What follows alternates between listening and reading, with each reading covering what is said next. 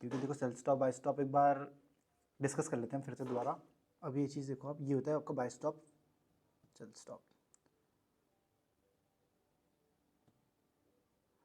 Price ऐसे move कर रहा था लेकिन आपको लग रहा है ये तुम्हारा स्ट्रॉन्ग रेजिस्टेंस लेवल है।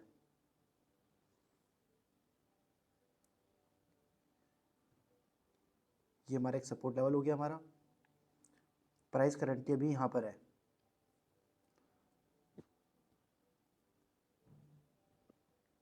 अब आप एक्सपेक्ट कर रहे हो कि प्राइस हमारे रेजिस्टेंस से इन फ्यूचर रिजेक्ट होके यहाँ से नीचे आएगा, मतलब एक रिवर्सल लेगा। तो आप क्या करोगे, पहले ही एक यहाँ पे लगाओगे तो सेल स्टॉप, सेल लिमिट। ठीक है, ये चीज़ क्लियर। लिमिट्स मतलब जब आप एक्सपेक्ट कर रहे हो कि एक रिवर्सल, और आप एक्सपेक्ट कर रहे हो कि प्राइस यहाँ से आपका नीचे जाए, एक सपोर्ट ले, एंड सपोर्ट से बाउंस होकर प्राइस वापस ऊपर आ जाए, तो आप यहाँ पर लगाओगे एक बाय लिमिट, जो क्या होगा बाय लिमिट। अब सेकंड केस आता है जिसमें हम एक्सपेक्ट कर रहे हैं कि यहाँ से ब्रेक करने के बाद कंटिन्यूएशन में डायरेक्शनल मूव आएगा। ये हमारा एक रेजिस्टेंस हो गया, ये हमारा एक सपोर्ट हो गया आपका। इस केस में आप एक्सपेक्ट कर रहे हो प्राइस आपका यहाँ पर है अभी। ठीक है, मार्केट एग्जीक्यूशन आपका यहाँ पर होगा। आप एक्सपेक्ट कर रहे हो कि ये लाल जैसे ब्रेक होगा एंड ब्रेकआउट के बाद ये कंटिन्यूएशन में डायरेक्शनल मूव देगा। तो जैसे ही प्राइस यहाँ पर ट्रिगर होगा तो आपकी एक बाय की ट्रेड ओपन होगी, एंड उस सिनेरियो में आप यहाँ पर क्या लगाओगे, बाय स्टॉप, बाय स्टॉप। ये जब एक दो बार लगाओगे तो तुम्हें याद भी रहेगा। फिर बहुत तो मैंने देखा है लोग कंफ्यूज हो जाते हैं कि बाय स्टॉप कहाँ लगाएं, सेल स्टॉप नीचे लगेगा ऊपर नहीं लगेगा, या कभी कभार सेल लिमिट को नीचे लगाएंगे बट वो लगेगा ही नहीं।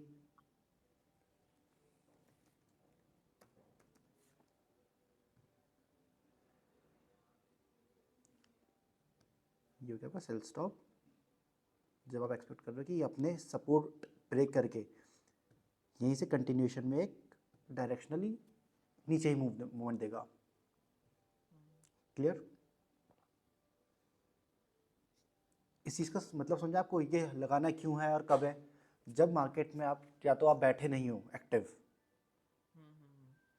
कि आपको लग रहा है कि यार मैं माइट भी इस टाइम बिजी रहूँगा और एकदम से क्विक मूवमेंट आ जाए कि मुझे टाइम ही नहीं मिलेगा एग्जीक्यूट करने का मैनुअली, बट आप श्योर हो कि ये लेवल ब्रेक करने के बाद नीचे ही जाएगा प्राइस, तो आप वहाँ पर पहले ही लगा दो एक सेल स्टॉप। अब जैसे यूजुअली जो मैं लगाता हूँ, मैं इसको लगाता हूँ न्यूज़ के टाइम पे, क्योंकि न्यूज़ के टाइम पे क्या एक बहुत क्विक मूवमेंट आती है। तो बाई चांस मेरे ऑर्डर मिस ना हो जाए मैनुअली, क्योंकि उस टाइम क्या होता है आप लोग बहुत मतलब इम्पल्सिव डिसीजन लेने पड़ेंगे आपको, और बहुत बार आप इस चक्कर में मिस कर देते हो अपनी ट्रेड्स। तो आपको जब पता है कि ये लेवल ब्रेक करनी है, ये स्ट्रॉन्ग सपोर्ट है, और ये ब्रेक हो जाए तो उसका तो नीचे जाएगा कंटिन्यूएशन में, तो इसलिए हम पहले ही लगा देते हैं उसको। इसका एग्जांपल भी दिखाता हूँ तुम्हें। जैसे आपका ये लग रहा है आपको, ये एक हमारा रेजिस्टेंस हो गया। ठीक है, देखो ये क्या है हमारा रेजिस्टेंस, यहाँ से रिजेक्शन हुई, यहाँ पर ए में भी था हमारा, ए में का रेजिस्टेंस भी था उस टाइम पे, तो हमने ये रेजिस्टेंस हो गया, और नीचे वाला लेवल ये सपोर्ट। तो आप क्या करोगे, आप ऊपर लगाओगे क्या, बाय स्टॉप। आप एक्सपेक्ट कर रहे हो कि ये लेवल ब्रेक करेगा अगर, तो यहीं से कंटिन्यूएशन में प्राइस ऊपर ही जाएगा। ठीक है, और आपने यहाँ पे लगाया बाय स्टॉप, नीचे लगाया सेल स्टॉप, तो दोनों में से जो भी ट्रिगर होगा, ठीक है, दोनों में से एक कोई ना एक तो ट्रिगर हो गई।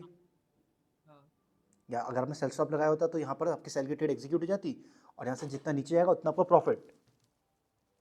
और बाय स्टॉप में क्या होगा, यहाँ पर आपने बाय स्टॉप लगाया, अगर प्राइस जैसे यहाँ पर टच करेगा उसका वो ऑर्डर फिल हो गया आपका, एंड ऑर्डर फिल होने के बाद क्या है, बाय की ट्रेड ओपन हो जाएगी, एंड ओपन होते ही जैसे आपका जितना ऊपर जाएगा उतना आपका प्रॉफिट। बट आपको ये चीज़ देखने के लिए क्या चाहिए, जो हमारे स्ट्रॉन्ग सपोर्ट या रेजिस्टेंस लेवल हैं।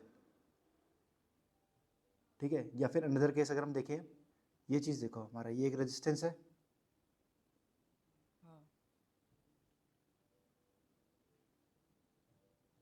ये हमारा रेजिस्टेंस है, और नीचे हमारा ये सपोर्ट हो गया।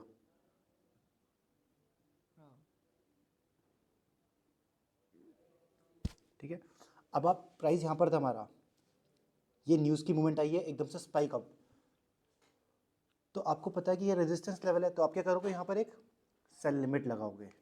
आपने यहाँ पर क्या लगा दिया, एक सेल लिमिट लगा दी है, और नीचे लगा दिया आपने बाय लिमिट।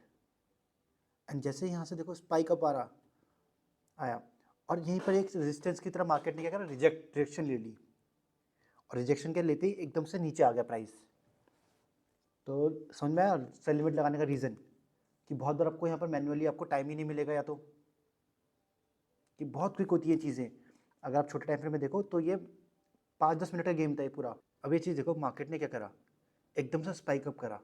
अब ये चीज़ बताओ कितने पिप्स की मूवमेंट है, $15 का मूव, $1 मूव इक्वल टू 10 पिप, तो ये आपका 150 पिप हो गया। 150 1988 से प्राइस 2004 गया है, तो 150 पिप्स है। अगर आपकी 1 स्टैंडर्ड लॉट होता तो आपका ये $1500 का प्रॉफिट होता, 1500। ठीक है। और बाय चांस आपने क्या करा, यहाँ पर आपने लगाई सेल लिमिट, फॉर एग्जांपल आपने 2000 पे सेल लिमिट लगाई थी,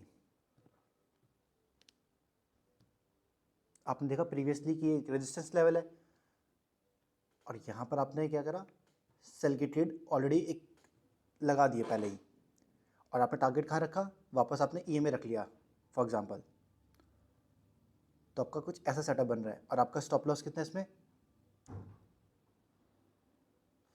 40 पिप का स्टॉप लॉस मान लेते हैं, तो ये कितना हो गया आपका, देखो मान लो आपका रिस्क टू रिवॉर्ड 40 पिप का आप रिस्क ले रहे हो, और 100 पिप का टारगेट रख के चल रहे हो आप, ठीक है। तो आपका रिस्क टू रिवॉर्ड ऑलमोस्ट 1:2.5 हो चुका है ये, क्योंकि अगर इस ट्रेड में अगर मान लो आपको लॉस होता है, डिपेंड करता है लॉस किस पे, हमारी क्वांटिटी पे। अगर हमारी क्वांटिटी 0.1 लॉट होती तो हमारा लॉस कितना होता है इसमें, 0.1 लॉट से 40 पिप का लॉस, जितने पिप्स उतना प्रॉफिट या लॉस, तो कितना हो गया लॉस हमारा, अगर स्टॉप लॉस हिट हो रहा है 40, और अगर टारगेट हिट हो रहा है हमारा अगर ट्रेड में, तो आप $10 का मूव कैप्चर करते हो, $10 का मूव मतलब 100 पिप। तो ये वाला टॉपिक क्लियर है, सेल लिमिट और बाय लिमिट क्या क्या होता है और लगाते कैसे हैं। हमने कल MT5 में लगा के भी देखा था उस दिन लास्ट टाइम, सेल स्टॉप कैसे लगाते हैं, बाय स्टॉप कैसे लगाते हैं, अब बाय लिमिट सेल लिमिट कैसे लगाते हैं, ठीक है। अभी आज हमने डिस्कस कर लिया कि लगानी कहाँ है, रेजिस्टेंस पे आपने जहाँ पर आप एक्सपेक्ट कर रहे हो कि आप रिवर्सल, तो आप लगाओगे लिमिट ऑर्डर्स। जब आप एक्सपेक्ट कर रहे हो कि ब्रेक होने के बाद कंटिन्यूएशन मूव आएगा, तब आप लगाओगे स्टॉप, बाय स्टॉप या सेल स्टॉप।